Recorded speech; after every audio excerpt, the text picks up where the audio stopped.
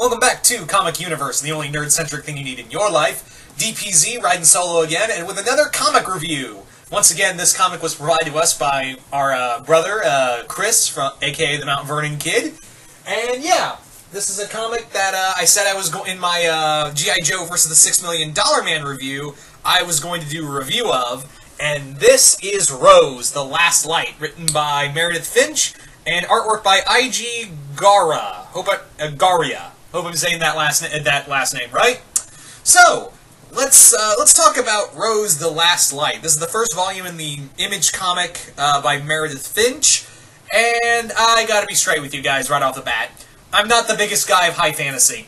I am not a high fantasy guy. Like, I can enjoy D&D, and you know, I also enjoy Conan the Barbarian and Lord of the Rings. But outside of those three things, high fantasy does two things for me. Jack and shit. And Jack left town. Look, I'm not saying this is a bad comic, but this comic is not for me. I gotta be straight with you guys. High fantasy. And I wanted to give it a shot. I really wanted to give it a shot. But this comic had all the pitfalls of everything that I find boring about everyday high fantasy stories. You got your plucky young, heroine, in this case, hero or heroine, who has a mystic gift about her and a magical destiny and fight the evil, the evil source the evil whatchamahoosit that takes over the land and is evil for evil's sake. And there's a band of rebels, and one of them's like an old wizard. And she has a magic guardian. I've heard this story 1,000 goddamn times. Again, I know there's a huge market for high fantasy, but and I love some elements of high fantasy. I love me some dragons. I love me some, sword and sorcery here and there. But outside of, like I said, D&D, D&D, Lord of the Rings, and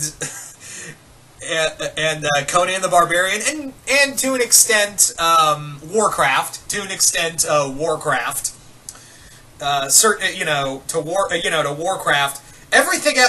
Okay, yeah, Warcraft would be 4. Yeah, those 4 things. Yeah, I'm not a guy who's like looking for, what's the next big sword and sorcery thing. That's kind of why I wasn't the biggest thing. High fantasy does nothing for me. That's why I couldn't get into Dragon Prince. I know, Cardinal Sin. I know it's a good show, but it's just not clicking with me. Like, high fantasy just doesn't click with me.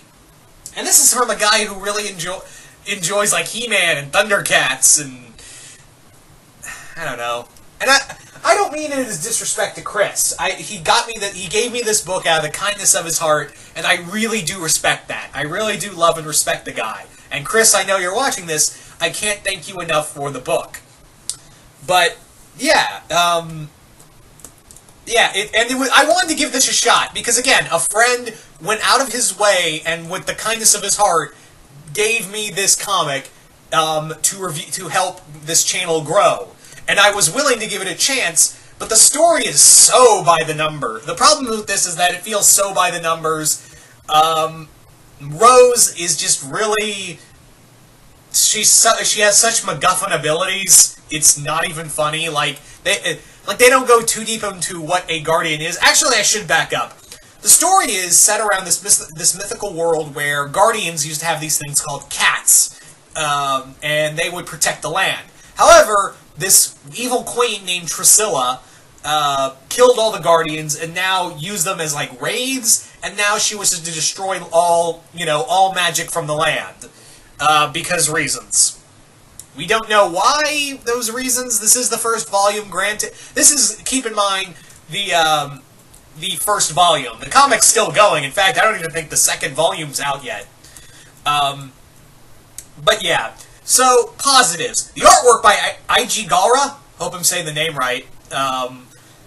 Yeah, this artwork is incredible. Oh my god, the artwork in here is beautiful. Like, I would just flip through the pages. It's really, artwork, especially for the cat known as Thorn, is really neat. And I do like the, some of the elements, like the Guardians have now been corrupted, and they're kind of like the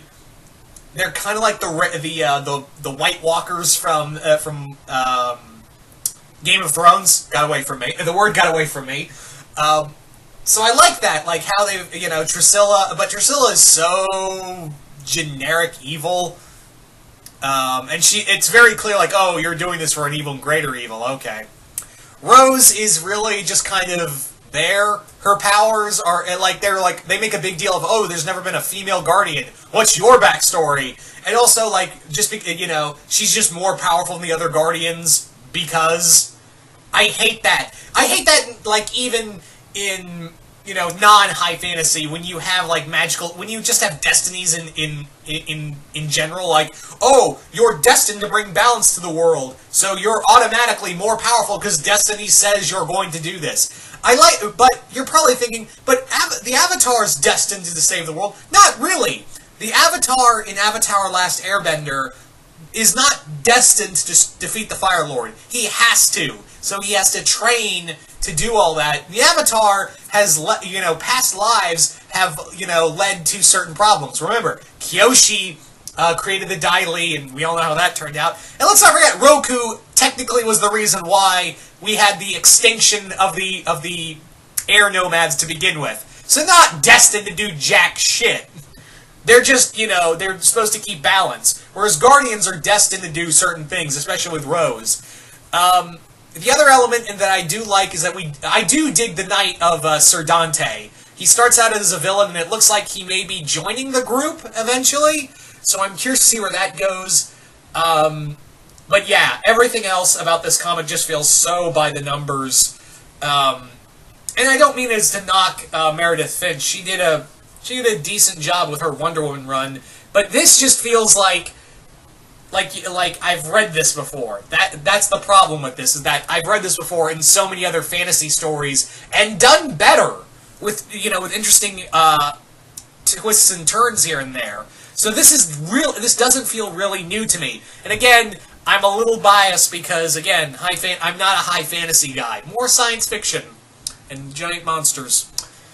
But for what it's worth, the artwork is great. They do some interesting things with the Guardians. And again, Sir Dante, the character of Sir Dante, they go a little deep into him and where his character arc might go. But everything else in here just feels so by the numbers, your typical fantasy story.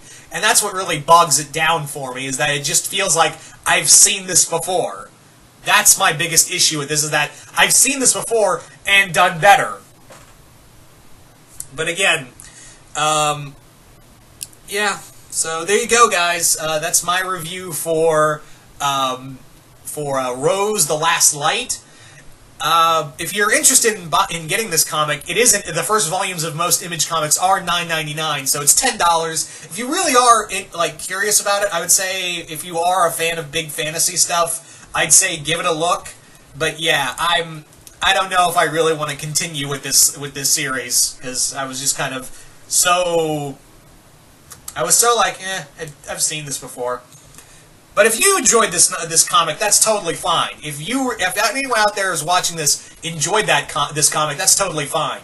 And also, like I said before, Chris, I know you're watching this. I want to thank you again from the bottom of my heart for at least going out of your way to get me this comic so we could have content here for Comic Universe. So I thank you again for that with all my heart.